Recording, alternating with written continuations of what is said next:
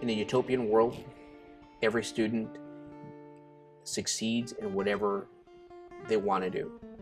They need to determine their own path, but we provide opportunities for students to be successful, and that we don't close any doors on students. And we're able to support students to achieve those goals through an education system.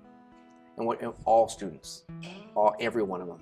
My name is Gustavo Balderas. I'm superintendent here in the Eugene School District, otherwise known as 4J. Arrived here roughly, it's my second year. I got here, been a superintendent in two other districts. One in the Central Valley of California, Madera Unified, a little bigger district than this, roughly 21,000 kids. And then my last district was in Huntington Beach, California. I was a superintendent of Ocean View School District. But prior to that, I spent roughly 20 years in the Hillsborough School District, which is a suburb of Portland, roughly 10 miles west of Portland. And I'm a native Oregonian for the most part. Been raised in public schools in Eastern Oregon, small town of Nissa, and went through public universities here in Oregon, going through a local community college actually, Treasure Valley Community, which is in Ontario, just further up north from Nissa in Eastern Oregon, right on the Snake River, and then going on to complete my undergrad in Western Oregon, master's at Portland State, and my doctoral work through the University of Oregon here, a local school. So my mother's name is Cipriana. My father's same name as I have, Gustavo. They were from Piedras Negras, Coahuila, Mexico. It's kind of a mouthful, but it's about 3.5 hours south of San Antonio. It's a border town in the valley, in the Rio Grande Valley. Border town connected to Eagle Pass. I was actually born in Mount Vernon, Washington, when my mom and dad were picking berries with my whole extended family on my mom's side, on my mother's side. My mother was very young. I think she was 19 at the time. My dad was about the same age, and I was a newborn. I was a premature baby, so I was ill apparently, and he settled on the way back going to Texas in a small town in Nissa, and the whole extended family stayed.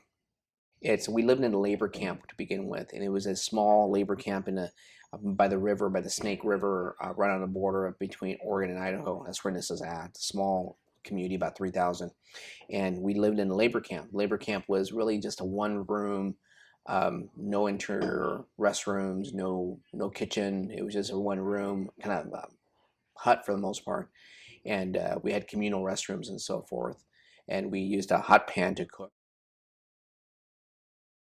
So growing up in Nissa, again, small town, about 3,000, and it hasn't changed much in population over the years. So it's a small community, heavy ag community. It's an agricultural community.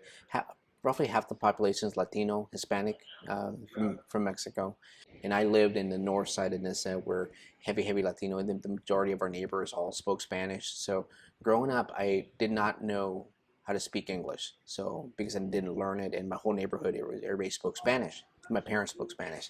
Nissa resides in Malheur County, which is probably the most impacted county in Oregon in terms of poverty. So extreme poverty throughout the area. I think aspirations may be different when you have a lot of poverty around you. So you know what you know, if that makes sense. I mean, you know what you know, and aspirations could be just having a full-time job with benefits. That's aspirational for some communities. Just have steady work without being laid off. My mother, more than my father, really pushed education. Really pushed making sure that I went to school and did well in school. So my mother always said to me, in translation from Spanish to English, is you need to do well in school because you don't want to do what I'm doing, which is backbreaking work in the fields and so forth, because this is no way to live. And we took that to heart, my brother and I.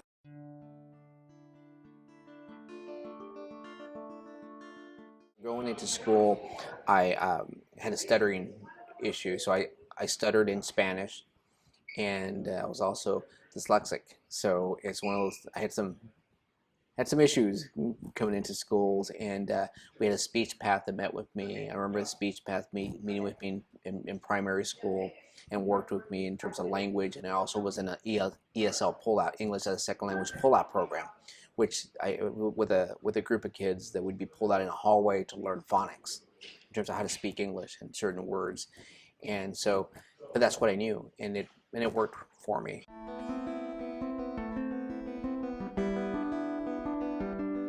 I know they have labor laws now, but when I was a child, we would pick berries. I would go with my parents, and my parents would work the fields. They did seasonal work for a lot of years. And we actually moved from the labor camp across the street to a small home after my father got a job working with a local farmer. He was kind of a ranch hand for a lot of years, and then finally got work. They both finally got work at Ore-Ida Foods, which is a food processing plant in Ontario, Oregon, which is just up the road, roughly 7 to 10 miles. And they worked there for a lot of years. My mother actually worked there 40 plus years, fully retired out. And again, steady work with benefits. That was something that was really just the goal. I think I've always been fortunate enough to be able to do well in school. And when I learned English, and I always had people that kind of pushed me a little bit, saying that you can do more. You can do more. You always hear I hear often of the case that, if somebody tells you you can't do something because, you can't afford to go to that college. And I've never had that experience. I've always had people that actually pushed me to do well. And being the first one, I think that's one of the toughest parts of going to college is the navigation of the system. How to fill out a financial aid form, how to get through the university, how to register for classes, just how everything works, especially if you've never had anyone in front of you to go through that. So, but I always had people helping me. So, and through college, after I got my first job, people mentored me. I had fantastic people. Two of those mentors are Mike Scott, currently the superintendent in Hillsboro, Oregon, and Carlos Perez, retired deputy superintendent from Hillsboro. Those are two people that really helped me understand the work. Carlos, when I was a teacher, to become an administrator. He was there's not very many minority administrators in the state of Oregon. I'm one of a handful of minority superintendents in the state of 197 districts. I think I'm the only Latino male superintendent in the state of Oregon right now. But Carlos was a deputy superintendent that mentored me and helped me understand as a role model kind of how to act and how to just what goals to shoot for.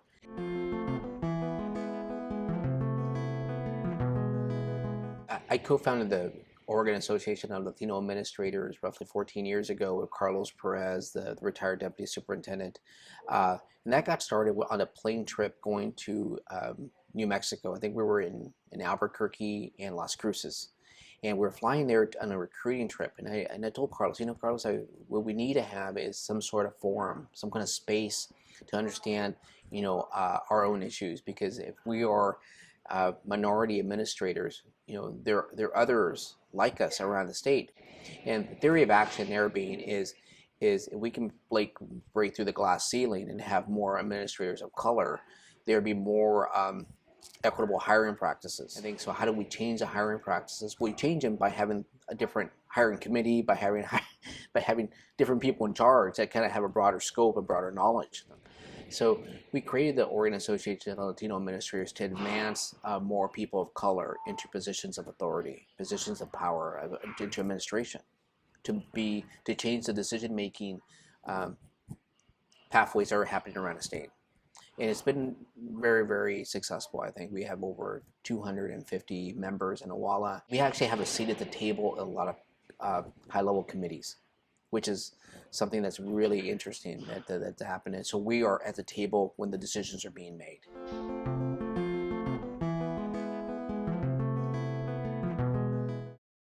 I think the reason to become a teacher is to give back to the community, to give back to what I had. And the experiences I've had have always been positive in education. So I wanted to be a role model for students. I never got into this to be a superintendent, never got into this to be a principal, never got into this to be an executive director or a regional superintendent. I wanted to be a teacher.